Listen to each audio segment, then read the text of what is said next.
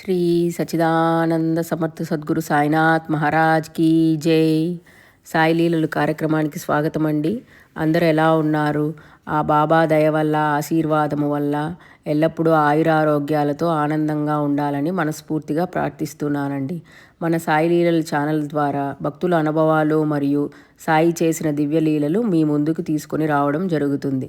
అలాగే devotees prayers క్లబ్లో మన కోరికలు, జాబ్ కానీ, పిల్లలు, ఆరోగ్యము, ఇలా ఏదైనా మన కోరికలు, సమస్యలు ఉంటే స్క్రీన్ మీద ఉన్న ఈమెయిల్ ఐడికి కానీ లేక కమెంట్స్లో తెలుపగలరు. మీ కోరికలు నెరవేరాలని, మన జీవితము ఆనందంగా సంతోషంగా ఉండాలని ఆ షిరిడి సాయినాథుని మన ఛానల్ ద్వారా ప్రార్థించడం జరుగుతుందండి. ఇక ఈరోజు సాయి లీలలు చదివే ముందు మన ఛానల్ని ఎవరైనా సబ్స్క్రైబ్ చేసుకోకపోతే ప్లీజ్ సబ్స్క్రైబ్ చేసుకోండి. అలాగే మీ ఫ్రెండ్స్ అండ్ ఫ్యామిలీస్కి షేర్ చేయండి. ఇక ఈరోజు సాయి లీల. ఒక సాయి భక్తురాలిదండి. వారు హైదరాబాద్ నుండి ఇలా అంటున్నారు. ఓం శ్రీ సాయిరామ్. నా ఏజ్ 38 ఇయర్స్. నాకు 2 అమ్మాయిలు. మా అత్తయ్య గారికి, మా హస్బెండ్కి అబ్బాయి అంటే చాలా ఇష్టము. వాళ్ళు నా ఫస్ట్ 2 డెలివరీస్ అప్పుడు కూడా చాలా డిసప్పాయింట్ అయ్యారు. ఎందుకంటే అప్పుడు 2 ఆడపిల్లలు పుట్టారని. మళ్ళీ వాళ్ళు ఇప్పుడు నన్ను బాబు కావాలని ఫోర్స్ చేస్తున్నారు. నాకేమో ఇప్పుడు ఇష్టం లేదు. నేను జాబ్ చేస్తున్నాను. పైగా నాకు కొంచెం హెల్త్ ఇష్యూస్ కూడా ఉన్నాయి. నేనే జాబు, కిడ్స్ని, హౌస్ని అంతా నేనే చూసుకోవాలి. మా హస్బెండ్ నాకు ఏమీ హెల్ప్ చేయరు. నాకు రోజు కూడా టార్చర్ కింద ఉండేది ఈ బేబీ ఇష్యూ తోటి. రోజు ఏదో ఒక కొట్లాట జరుగుతూ ఉండేది ఇంట్లో. ఒకవేళ ప్రెగ్నెంట్ అయిన తర్వాత మళ్ళీ అమ్మాయే పుడితే ఏంటి పరిస్థితి అని నాకు ఒకటే మనసులో అనిపిస్తూ ఉండేది. నాకు అబార్షన్ చేయించుకోవడం ససేమిరా ఇష్టం లేదు. ఎందుకంటే అలాంటి పాపం చేయడము నాకు ఇష్టం ఉండదు. ఈ టాపిక్లో మాకు రోజు గొడవ అయ్యేది. నేను మొక్కుకొని దేవుళ్ళు లేరు మాకు ఈ టాపిక్ మీద రోజు గొడవ అయ్యేది. రోజు మా హస్బెండ్ నన్ను కన్విన్స్ చేసేదానికి చూసేవాళ్ళు. ఇక నేను ఈ టాపిక్ ఇంతటితో ఎండ్ చేద్దామని చెప్పి నేను కూడా కామ్ అయిపోయాను. నేను ప్రెగ్నెంట్ అయ్యాను. నాకేమో మనసులో బెంగగా ఉండేది. ఒకవేళ అమ్మాయి అయితే ఏం చేస్తారో, అబార్షన్ చేయించుకోమంటారేమో అని నాకేమో చాలా దిగులుగా ఉండేది. ఇక్కడ మాకు 3rd మంత్లో బేబీ జెండర్ చెప్తారు. అమ్మాయా అబ్బాయా పుట్టేదని మాకు ముందుగానే తెలిసిపోతుంది. నాకు ఆ టైంలోనే మా ఫ్రెండ్ ద్వారా శ్రీ సాయి దివ్య పూజ గురించి తెలిసింది. తను 5 వీక్స్ పూజ చేసి నాకు ప్రసాదము మరియు శ్రీ సాయి దివ్య పూజ ప్రింటౌట్స్ ఇచ్చారు. తను నాకు పూజా విధానము మరియు బాబా గురించి అంతా చెప్పారు. మనస్ఫూర్తిగా మనము నమ్ముకుంటే బాబా వారు తప్పకుండా హెల్ప్ చేస్తారని అంది.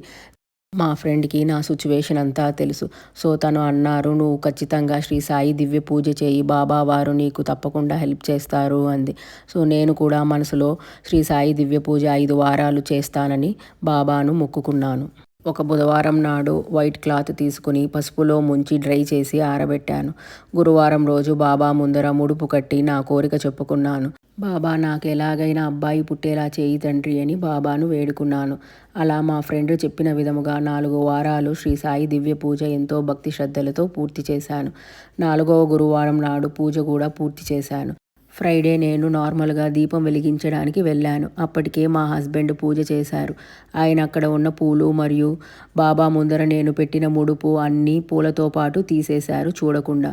నేను వెళ్ళి చూడంగానే ముడుపు లేదు. నాకెంతో అపశకునముగా అనిపించింది. ఏమి చేయాలో తెలియలేదు. చాలా టెన్షన్గా, భయంగా అనిపించింది.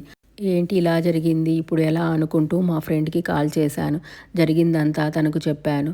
తను అన్నారు, ఏం కాదు, బాబా వారి నమ్మకం మీద 5వ వారం కూడా పూజ పూర్తి చేయి, అన్నీ బాబానే చూసుకుంటారు అంది. నేను కూడా అలాగే పూర్తి చేశాను. మాకు నెక్స్ట్ వీక్లోనే స్కానింగ్ డేట్ కూడా ఫిక్స్ అయ్యింది. బాగా టెన్షన్గా, భయంగా ఉంది. పూజ ఏమో ఇలా అయింది కదా, అందుకని ఏమో రిజల్ట్ వస్తుందో అని భయంగా నా మనసులో ఆందోళనగా ఉండింది. స్కానింగ్ రోజు స్నానం చేసుకొని బాబా పూజ పూర్తి చేసుకున్నాను.